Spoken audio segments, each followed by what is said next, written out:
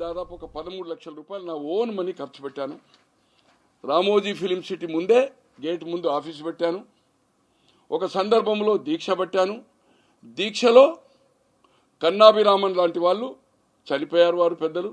గద్దర్ లాంటి వాళ్ళు ఇన్వైట్ చేశాను, వస్తా అన్నారు.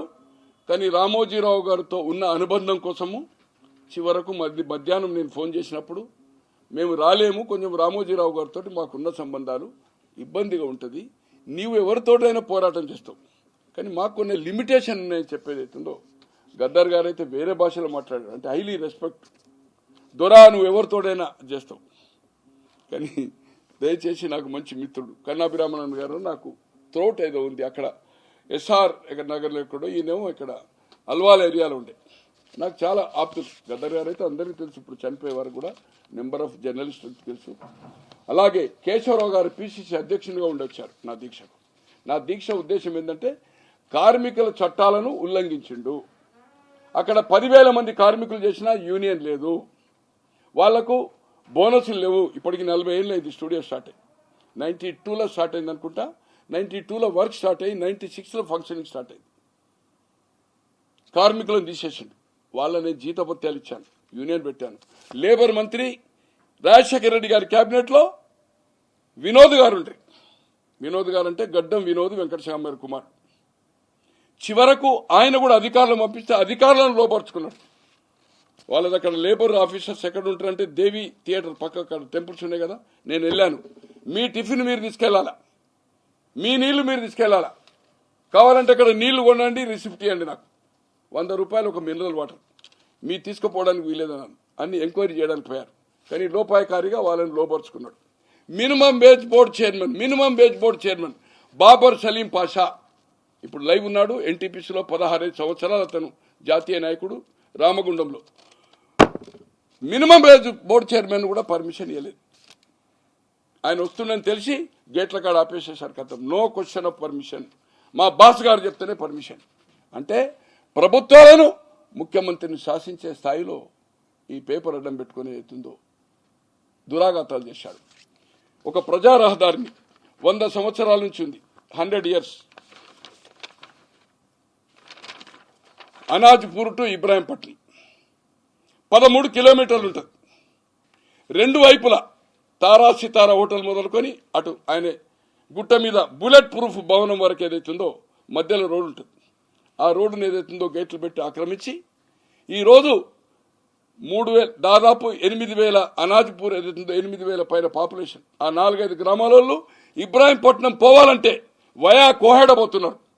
13 కిలోమీటర్ల బదులు 22 కిలోమీటర్లు అవుతుంది. పోను రాను 9-18 అవుతుంది.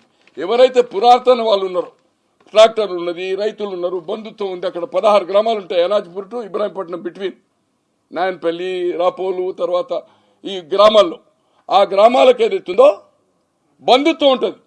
వాళ్ళు పర్మిషన్ తీసుకుంటేనే గేట్ తీసుకునే లోపలికి పోతే వాళ్ళు మళ్ళీ ఎక్కడ ఆగడానికి వీల్లేదు. అది ట్రాక్టర్ కావచ్చు, సైకిల్ మోటార్ కావచ్చు, జీప్ కావచ్చు, కారు కావచ్చు. తో దీన్ని నేను ఎస్టాబ్లిష్ చేశాను. మీ ప్రెస్ నోట్లో ఉంది.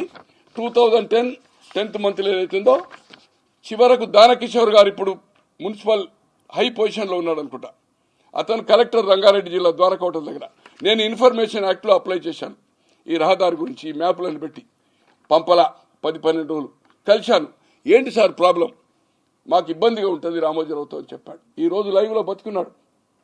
రోషే గారి దగ్గరికి వెళ్ళాను, డేట్ కూడా చెప్తాను. రోషే గారిది నేను రిప్రజెంటేషన్ చేసింది 27/1/2010లో. ఇగో రోషే గారి పేచీలో ఇచ్చి పేచీలో స్టాంప్ వేయించుకున్నాను 27 జనవరి 2010. తర్వాత నేను రోషే గారికి చెప్పాను, నేను అమెరికా వెళ్తున్నాను ఆ రోజు రాత్రి. దానకిషోర్ గారు అన్నారు, సార్ మీరు సీఎం పేసీ అన్నాడు. సార్ సీఎం పేసీ ఏంది, సీఎం గారితో చెప్పిస్తాను చెప్పాను. సేమ్ నేను అనుకుంటున్నా 27 నా పాస్పోర్ట్లో కూడా మీకు ఎంట్రీ చూపెడతాను. 27 నైట్ నేను అవుతుందో 8 o'clock పోవాలా అమెరికా. బాంబే పోయి బాంబే నుంచి అమెరికా పోవాలా. 5 గంటలకు కలిశాను. సార్ ఇది ఇన్ఫర్మేషన్ యాక్ట్లో అప్లై చేశాను, ఈజ్ నాట్ సెండింగ్, ఏం చేయాలని. సార్ మీరు చెప్పాలా. జవహర్ రెడ్డి గారు ఇద్దరు ఉన్నారు, అశోక్ సింగ్ గారు బయట ఉన్నారు, అందరు విజిటర్స్ అయిపోయారు. ఐ థింక్ 6 o'clock, నాది ఈవినింగ్ 9 o'clock ఫ్లైట్. ఆల్రెడీ బ్యాగులు పెట్టుకొని సెక్రటరియట్ పోయారు. సార్ మీరు చేస్తేనేమో పర్లేదు, లేదు అంటే నేను మిమ్మల్ని ఎప్పుడు లైఫ్లో కలవనని చెప్పాను. జవహర్ రెడ్డి గారి జ్ఞాపకం ఉందో లేదు. దానకిషోర్ గారికి అయితే ఇలా బతుకున్నారు వారు, రంగారెడ్డి జిల్లా కలెక్టర్, ఖచ్చితంగా సీఎం గారే చెప్పాడు. నా మిత్రుడు నీతి నిజాయితీ పరుడు, ఆయన ఇన్ఫర్మేషన్ యాక్ట్లో అప్లై చేస్తే మీరు 2 వీక్స్ నుంచి పెండింగ్ పెట్టారు. నేను రామోజీరావుకు వ్యతిరేకం కాదు, ఫర్ కాదు. గోనె ప్రకాశ్రావుకు నేను ఫర్ కాదు, వ్యతిరేకం కాదు. అక్కడ స్పాట్లో ఏముందో దాన్ని మీరు ఏదైతుందో మీ అధికారులతోటి కానీ మీరు సూపర్వైజ్ చేసి దాని రిపోర్టు ఇవ్వడానికి ప్రయత్నం చేయండి. ఇన్ఫర్మేషన్ యాక్ట్ అనేది కేంద్రం తెచ్చింది. అప్పుడు ఏదైతుందో రిపోర్ట్ 10th మంత్లో వచ్చింది. 10th మంత్లో 9 నెలలు అక్కడ ఉండే ఎంఆర్ఓలు హయత్ నగర్ కానీ ఇబ్రాహీంపట్నం కానీ డప్పు చాటించక ఊర్లే నోటీస్ చేయకుండా ఏకపక్షంగా ఏదైతుందో రామోజీరావుతో కుమ్ముక్కై తప్పు రిపోర్ట్ ఇచ్చాడు. అలాగే అక్కడ ఒక లేడీ ఎంఆర్ఓ ఉండే, ఎంఆర్ఓ అంటే ఆమె ఇంప్లిమెంట్ చేయడానికి ఏదైతుందో డైరెక్షన్ ఇస్తే ఆమె దగ్గర పోయేది ఉంటే ఆమె లీవ్ పెట్టి వెళ్ళిపోయింది.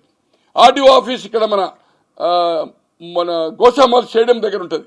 దాదాపు ఒక 20 సార్లు పోయాను. రోషయ్య గారు దిగిపోయాడు, కిరణ్ కుమార్ రెడ్డి గారు వచ్చారు. తిరిగి చివరకు ఆటో డబ్బులు లేక వదిలిపెట్టాను, దీక్ష చేశాను. ఇప్పుడు ఏదైతుందో చివరిగా అతనికి ఇది నా చివరి పోరాటము. నాకు 76 ఏళ్ళలో స్టార్ట్ అయిన ఇప్పుడు ఆయనకు 87 మీద నాది మెమొరీ పోతుంది. ఆయనది కూడా నాకు తెలుసున్న సమాచారం. బుల్లెట్ ప్రూఫ్లో ఇంట్లో ఉన్నాడు. పిరికివాడు, చావంటే భయం ఉంది, కానీ చేసేయాలన్న అక్రమాలు. అతనికి చెప్తా ఉన్నా నేను బహిరంగంగా. ఈ లేఖ అతనికి రిజిస్టర్ పోస్ట్ పంపుతున్నాను. ఇదే లేఖను చంద్రబాబు గారికి కవరింగ్ లెటర్ మీ మిత్రునికి సలహా ఇవ్వండి. అలాగే రేవంత్ రెడ్డి గారు కూడా సీఎం అయినాక కానీ సీఎం కాకముందు కానీ నాకు కలిసిండని నాకు సమాచారం. అతను కూడా క్లోజ్. రేవంత్ రెడ్డి గారు వచ్చిన తర్వాత రేవంత్ రెడ్డి గారు కూడా ఈ మెమోరాండం ఇస్తున్నాను. ఇది ఇంప్లిమెంట్ చేయండి. అక్కడ రహదారి దాదాపు 90,000 ప్రజలకు ఏదైతుందో ఇబ్బందిగా ఉంది. కొన్ని వేల ఎకరాలు ఈ రోజు ఏదైతుందో 16 గ్రామాల్లో 1000 ఎకరాలు ఫిగర్తో సహా ఉంది నా దగ్గర. రెవెన్యూ రికార్డు ప్రకారం ఈ రోజు 50 లక్షల నుంచి ₹1 కోటి ఉంది. ఈ రోడ్డు కనుక ఐజీడీసీగా గవర్నమెంట్ రోడ్డు ఐజీడీ చేయదుంటే ఒక ఎకరము 5 కోట్లకు పోతుంది. 5 కోట్లకు ఎకరం మినిమం. ఎందుకంటే అటు సాగర్ రూటు, ఇటు విజయవాడ రూటు మధ్యలో ఒక ఊటీ లెక్క ఉంటుంది. గండిపేట కంటే బ్రహ్మాండంగా ఉంటుంది. ఫామ్ హౌస్లకు ఏదో పోతుందో ఆ రైతులకు ఏదైతుందో ఇన్కమ్ వస్తుంది. ఎకరం 2 ఎకరంలో ఓ ఎకరం అమ్ముకుంటాడు. వాళ్ళు కారులో తిరగలుగుతారు. దీన్ని ఏదైతుందో అతన్ని నీతులు చెప్పడం కాదు.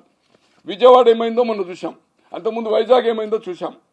అలాగే మీకు స్ట్రైక్ ఏదైతుందో 77 జూన్లో 23 రోజులు చేశారండి.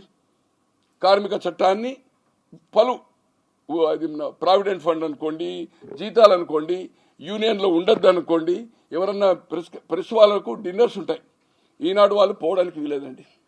ఓన్లీ ప్రెస్ కాన్ఫరెన్స్ అటెండ్ చేయాలి. No dinners, no private talk. తెల్లారి ఉద్యోగం పోతుంది. తో దాన్ని ఏదైతుందో ఆ రోజు ఇప్పుడు బతుకున్న దేవులపల్లి అమర్ గారు ప్రెస్ కౌన్సిల్ ప్రెసిడెంట్ ఉండే, ఆల్ ఇండియా ప్రెసిడెంట్ ఉండే, సెక్రటరీ జనరల్ ఉండే. పాషం యాదగిరి గారు ఫేమస్, రత్నమాల అని లెఫ్ట్ ఐడియాలజీ, ఆమె బతుకున్నారు. ఇంకా 3-4 చనిపోయారు. సుబ్బరాయుడు, సూర్యనారాయణ. 24 మందిని ఉద్యోగాలకు వెళ్ళి తీసేశాడు. 23 రోజులు దీక్షలు చేశారు. 24వ రోజు పోలీసులతో మొత్తం డిస్టర్బ్ చేసిండు. చివరకు హైకోర్టు, సుప్రీంకోర్టు పోయి 20 years పోరాటం తర్వాత 24 మందికి ఉద్యోగాలు కాదు, మొత్తం 20 సంవత్సరాల సాలరీస్ కూడా ఇమ్మని సుప్రీంకోర్టు ఇచ్చింది. ఉద్యోగాలు తీసుకున్నాడు, సాలరీస్ ఇచ్చాడు. నేను రామోజీరావు గారికి మీ ద్వారా విజ్ఞప్తి చేసేది బహిరంగం కాదు. మార్చి 31 లోపట ఆ గేట్లు తీసేసి 606 మందికి 14 ఎకరాల 30 గుంటలు 606 మందికి ఒక 4 గ్రామాల లిస్ట్ ఉంది మీకు. 4 గ్రామాల్లో 5 గ్రామాల వాళ్ళకి ఏదైతుందో పట్టాలు ఇచ్చారు రాజశేఖర రెడ్డి గారు. అది ప్రభుత్వ భూమి, ప్రైవేట్ భూమి కాదు. పట్టాలు ఇచ్చిన వాళ్ళని లోపలికి రానివ్వడం లేదు. దాంట్లో ఈ గేట్లే కాదు, ఆ పట్టాల వాళ్ళని రానివ్వడం లేదు. ఓం సిటీ పేరు మీద నేను అనుకున్న 60-70 ఎకరాలు తీసుకున్నాడు, అమౌంట్ కట్టాడు. ఇప్పటి వరకు దాని నిర్మాణం ఏం చేయలేదు. కేసీఆర్ గారు ఉద్యమ కాలంలో 1,00,000 నాగర్లతో దిన్నేస్తున్నాడు. తెలంగాణ వచ్చిన తర్వాత పొట్ట కూటి కోసం కాదు, పొట్ట కొట్టే వాళ్ళ కోసం నా పోరాటం అని చెప్పాడు కరీంనగర్లో. ఈనాడు ప్రతులను మొదటి పబ్లిక్ మీటింగ్ పార్టీ పెట్టిన తర్వాత కరీంనగర్లో జలదృశ్యంలో చిన్న మీటింగ్ ఒక 1000, అక్కడ దాదాపు ఒక 40,000-50,000 సభ. ఆ డేట్ నాకు జ్ఞాపకం లేదు. దీని తర్వాత ఏప్రిల్ తర్వాత జూన్లో మొత్తం ఈనాడు ప్రతులు కరీంనగర్ జిల్లా కలెక్ట్ చేసి ఆ పబ్లిక్ మీటింగ్ మేము అధికారం వస్తే 1,00,000 నాగలు పెట్టి దున్నిస్తాను. అదే ముఖ్యమంత్రిగా విజిట్ చేసి ఒక ఇంచు భూమి దీంట్లో అక్రమం లేదు, ఇదొక అద్భుతము, ప్రపంచంలో చూడదగ్గదని చెప్పాడు. ఆయన కూడా లెటర్ రాశాను కేసీఆర్ గారికి. అయ్యా మొత్తము మ్యాపు గీపు అంతా ఎప్పుడంటే 11/7/2021 అపాయింట్మెంట్ ఇయరే ప్రెస్ కాన్ఫరెన్స్ చేశాను. అలాగే మళ్ళీ ఒక అపాయింట్మెంట్కి ఏం రాశాను ఎప్పుడంటే అది ఇది అపాయింట్మెంట్ అడిగాను దీని గురించి చంద్రశేఖరరావు గారికి వినతి పత్రం సమర్పించడానికి 28/9/20 కూడా చేశాను. ఇట్లా 4 సార్లు అపాయింట్మెంట్ అడిగాను. ఇవాళ నేను అడుగుతున్నాను, ఈరోజు ఈ పాలకులను ప్రతిపక్షంలో ఉండే బీఆర్ఎస్ కానీ కాంగ్రెస్ కానీ అతను కూటి కోసం వచ్చిండా, పొట్ట కొట్టడానికి కోసం వచ్చిండా? ఈరోజు నేను రేవంత్ రెడ్డి గారు కూడా అడగదలుచుకున్నా, ఈ రిపోర్ట్ అంతా ఇవ్వదలుచుకున్నా, దీన్ని ఇంప్లిమెంట్ చేయాలి, లేకపోతే రాజశేఖర రెడ్డి గారి పేరు తలుచుకుంటానికి కూడా ఏదైతుందో మీకు హక్కు అర్హత లేదు. అతను ఆత్మకు శాంతి కలగాలంటే ఎవరైతే పేదలకు ఏదైతుందో ఆ భూమి పట్టాలు ఇచ్చిండో 6,606 మందికి, తర్వాత కొంత 90,000 పాపులేషన్ ఉన్న ప్రజలకు ఏదైతుందో బాహ్య ప్రపంచం కనబడాలంటే ఈ రోజు అదొక నరకము. ఆ రోడ్డు నరకం. వాళ్ళకు ఒక 5 నిమిషాల్లో విజయవాడ రోడ్డు 10 నిమిషాల్లో టచ్ కాగలుగుతారు వాళ్ళు, ఆ 16 గ్రామాల వాళ్ళు. అటు మన సాగర్ రూటు అటువంటిది వాళ్ళు ఇవాళ నరకయాత్ర పడుతున్నారు.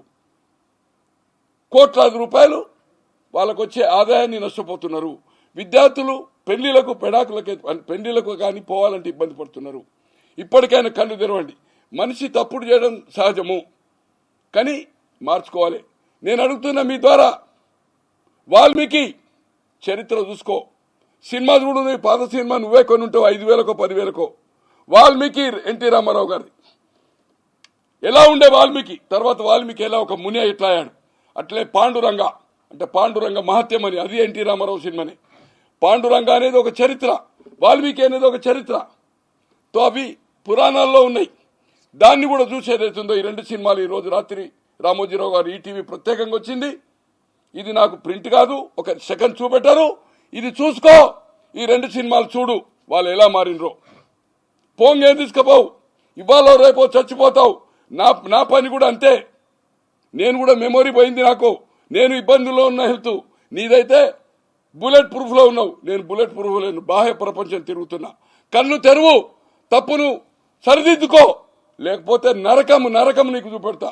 దీంట్లో నేను లెటర్ రాసింది గాంధీ పద్ధతి, గాంధీ అది కాదు.